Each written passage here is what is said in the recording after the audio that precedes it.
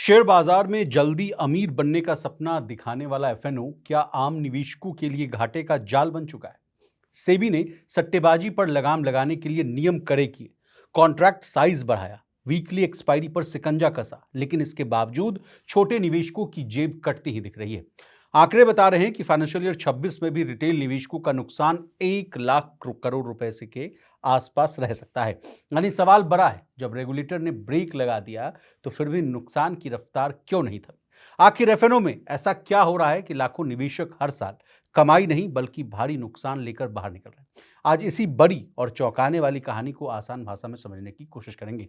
नमस्कार, आप देख रहे हैं मनी नाइन और मैं हूं आपके साथ विशाल शर्मा।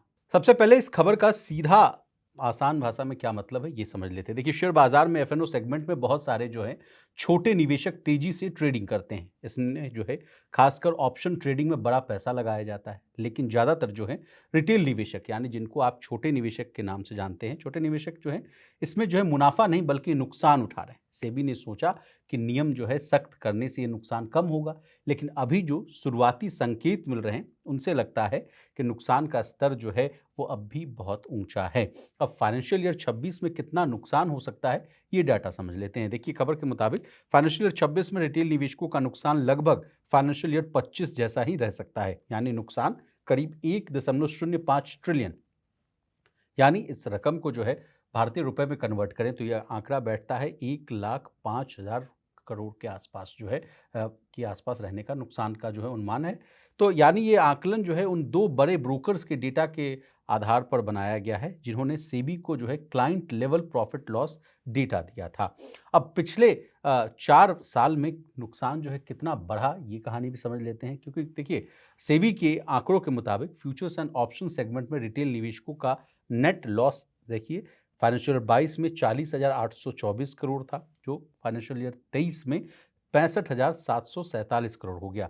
फाइनेंशियल ईयर 24 में 74,812 करोड़, तो ये फाइनेंशियल ईयर 25 में ये बढ़कर 1,05,603 करोड़ हो गया।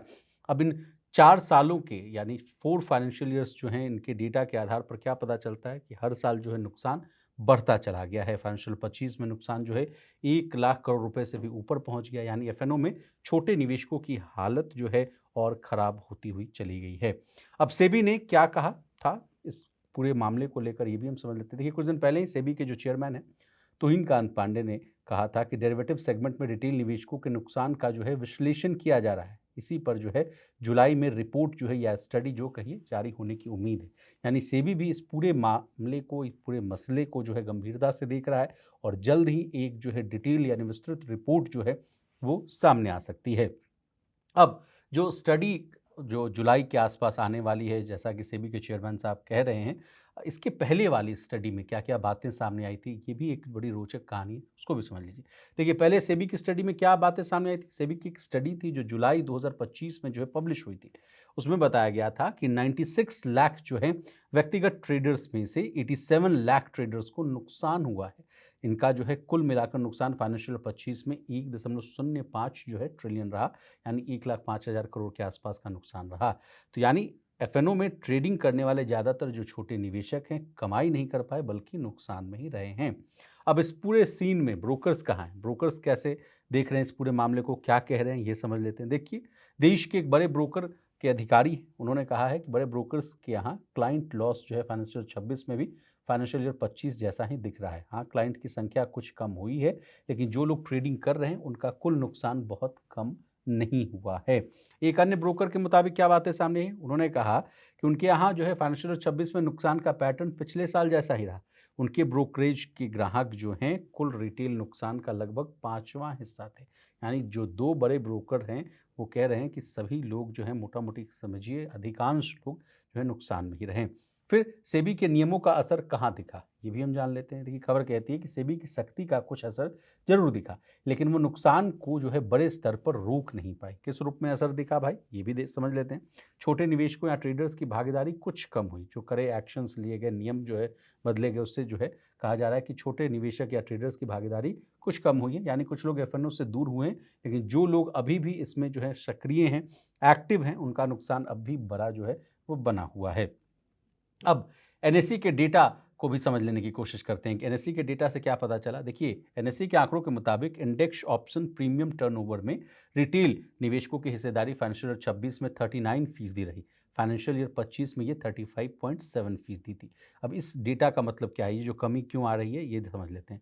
इसका मतलब है कि सेबी की सख्ती के बावजूद इंडिविजुअल निवेशकों की मौजूदगी खत्म नहीं हुई, उल्टा इंडेक्स ऑप्शंस में जो है उनकी हिस्सेदारी बढ़ी हुई जो है दिखाई दे रही है।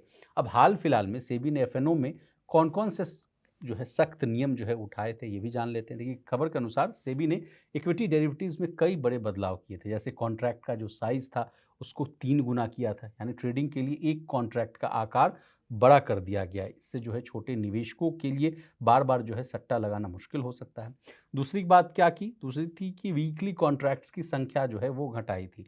पहले एक्सचेंज जो है कई वीकली एक्सपायरी या कॉन्ट्रैक्ट्स ला सकते थे, अब इसे घटाकर जो है एक किया गया है। तीसरी बात ये है कि एक्सपायरी वाले दिन लॉस मार्जिन बढ़ाया गया है। वीकली कॉन्ट्रैक्ट्स के एक्सपायरी डे पर एक्सट्रीम लॉस मार्जिन दोगुना किया गया, यानी ज़्यादा जोखिम वाले दिन ट्रेड करना महंगा और कठिन बनाया गया है। फिर भी नुकसान कम क्यों नहीं हुआ? ये अगला सवाल आपके मन में आ रहा होगा। तो देखिए, इसके पीछे कुछ बड़े कारण ये मुझे समझ में आते हैं कि ऑप्शंस में सट्टेबाजी की आदत बनी हुई है लोगों को। बहुत से जो छोटे निवेशक हैं जल्दी पैसा कमाने के लालच में ऑप्शन ट्रेड करते हैं, लेकिन ये बहुत जो है जोखिम भरा हो सकता है। दूसरा खबर ये आ रहा है कि कम लोग जो है ट्रेड कर रहे हैं और हो सकता है कि फिर भी नुकसान बड़ा हो रहा हो। अगर कम लेकिन ज़्यादा सक्रिय ट्रेडर बार-बार ट्रेडिंग करेंगे तो कुल नुकसान फिर भी जो है वो बड़ा रह सकता है। तो इसका मतलब क्या है कि कम लोग ट्रेड कर रहे हैं, लेकिन फिर भी नुकसान जो है बड़ा है, क्योंकि जो है आदत लगी हुई है लोगों को। तीसरा अगला फैक्टर है कि नियमों में भागीदारी घटी है, लेकिन व्यवहार नहीं बदला है। ये कहा जा रहा है कि सिर्फ नियम सख्त होने से ये ज़रूरी नहीं कि लोग बेहतर रणनीति अपनाएँ। कई लोग अब भी बिना किसी समझ के ट्रेडिंग करते हुए नज़र आ रहे हैं। तो पूरी बात ये है कि तमाम लोग जो है एफएनओ सेगमेंट में रिटेल निवेशक जो हैं, उनका नुकसान बहुत बड़ा हो दिख रहा है।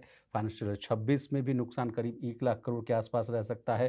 फाइनेंशियल 25 में भी कुल नुकसान जो था सेम था as it is 1.05 lakh crore. तो सेबी ने सट्टेबाजी को रोकने के लिए कई सख्त नियम लाए, लेकिन इसके बावजूद जो है छोटे निवेशकों को जो नुकसान होता हुआ दिखाई दे रहा है।